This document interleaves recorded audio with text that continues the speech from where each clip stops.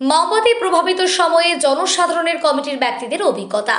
একসময়ের অশান্ত জঙ্গলমহল আজ অনেকটাই শান্ত, তবে অতীতে সেই অন্ধকার দিনের স্মৃতি এখনো তাজা বহু মানুষের মনে।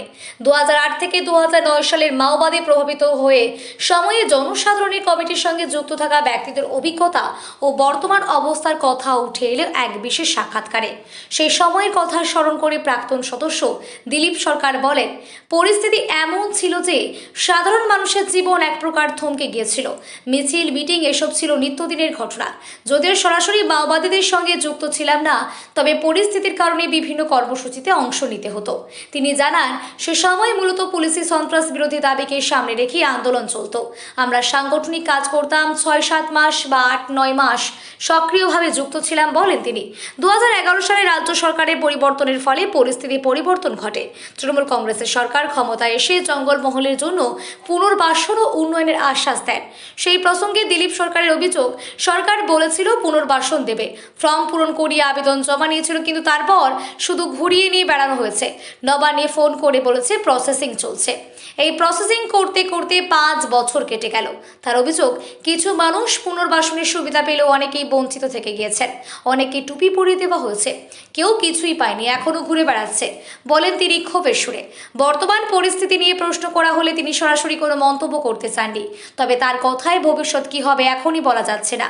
কিছু হতে পারে, আবার নাও হতে পারে।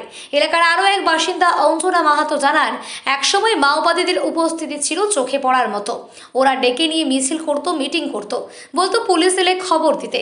তবে এখন আর সেরকম কিছুই দেখা যায় না। অধিকাংশ মূল স্রোতে ফিরে গিয়েছে, কেউ সংসার করছে, কেউ সরকারি কাজও পেয়েছে। উক্ত এলাকায় নতুন প্রজন্মের মানুষেরা, মন্দিরা মাহাতো জানান, বিগত দিনে এই ধরনের ঘটনা পরিবারের কাছে শুনেছে। এখন সেই ধরনের কোনো পরিস্থিতি এখানে নেই। বর্তমানে এই সুস্থ সমাজের 5টা এলাকার মানুষের মতো এখানকার মানুষও বসবাস করছেন শান্তিতে। বর্তমানে এলাকায় উন্নয়নের ছাপ স্পষ্ট। রাস্তা, শিক্ষা, বিভিন্ন সরকারি প্রকল্পের সুবিধা পৌঁছেছে সাধারণ মানুষের কাছে। তবে পুনর্বাসন নিয়ে ক্ষোভ এবং কিছুটা মানুষের বঞ্চনার অভিযোগ প্রশ্ন নতুন করে তুলেছে। বিশেষজ্ঞদের মতে, জঙ্গলমহলে শান্তি বজায় রাখতে হলে শুধু সামাজিক উন্নয়ন নয়, প্রতিশ্রুত পুনর্বাসন ও সামাজিক নিরাপত্তা নিশ্চিত করাও জরুরি। কারণ দীর্ঘদিনের বঞ্চনা, ক্ষোভই আবার নতুন করে অস্থিরতা জন্ম দিতে পারে।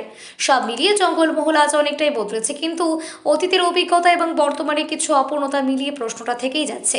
এই শান্তি কি স্থায়ী, নাকি আবারও ফিরে আসতে পারে পুরনো অস্থিরতার ছায়া হয়ে? এক সময় তো মাওবাদীদের আনাগোনা ছিল হ্যাঁ, আপনাদের এলাকায়, হ্যাঁ, দেখেছিলেন চোখে? হ্যাঁ, কোনোদিন গেছেন? হ্যাঁ। কি বলতো তারা?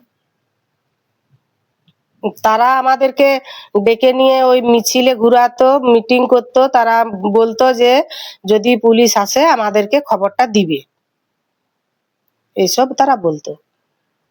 আপনি মিছিলে গেছেন, হ্যাঁ, সেখানে গিয়ে তারা কি কি কাজ করতে হয়েছে? সেখানে আমরা অন্য কিছু কাজ করতে বলেনি, কিন্তু আমাকে শুধু ওই কথাটাই বলতো যে যদি পুলিশ আসে আমাদেরকে খবর দিবে।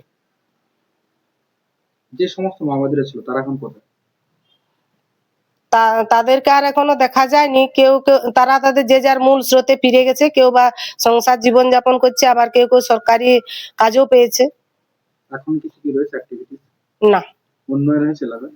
হ্যাঁ, কি কি সাধারণ কমিটির সাথে দীর্ঘদিন ধরে যুক্ত ছিলেন, একজন দুজন এখনো থেকে গিয়েছে যারা সরকারের যে প্যাকেজ, সেই প্যাকেজ এখনো পাননি, নবান্নেরও দ্বারস্থ হয়েছেন।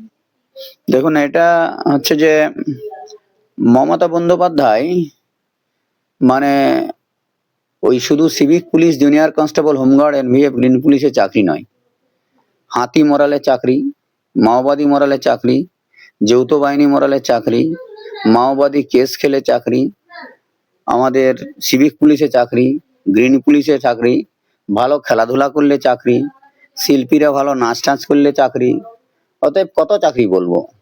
এই জঙ্গলমহলের ব্লকগুলোতে প্রত্যেক অঞ্চলে, প্রত্যেক গ্রামে মিনিমাম 100 জন থেকে 500 জন ছেলে মেয়েদের জীবন জীবিকা, রুজি রোজগার, কর্মসংস্থান, দারিদ্রতা, গরিবত্ব, বেকারত্ব ঘোচানোর কাজকর্ম করেছে। অনেকেরই হয়ে গেছে, বেশ কয়েকজন just তারা থেকে গেছে, তারা আবেদন জানাচ্ছে যে আমরা যারা মাওবাদী কেস খেয়েছিল বা মাওবাদীতে এফেক্টেড, জেল খেটেছিল, আমার সরকার তাদের সবাইকে দেওয়ার চেষ্টা করেছে এবং সব লোককেই প্রায় দিয়ে ফেলেছে।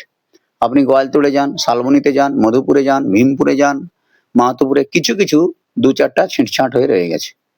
এগুলো বিভিন্ন রকম ত্রুটি বিচ্যুতি যেন রয়েছে, সেগুলো আমরা কারেকশন করে আমরা ডিএসপি পার্সন, এসপি সাহেব এবং আমাদের যারা আইবি যারা দেখে তাদের সবার সঙ্গে কথা হয়েছে, এগুলো ধাপে ধাপে এই কার্যক্রম আমাদের করে দেব।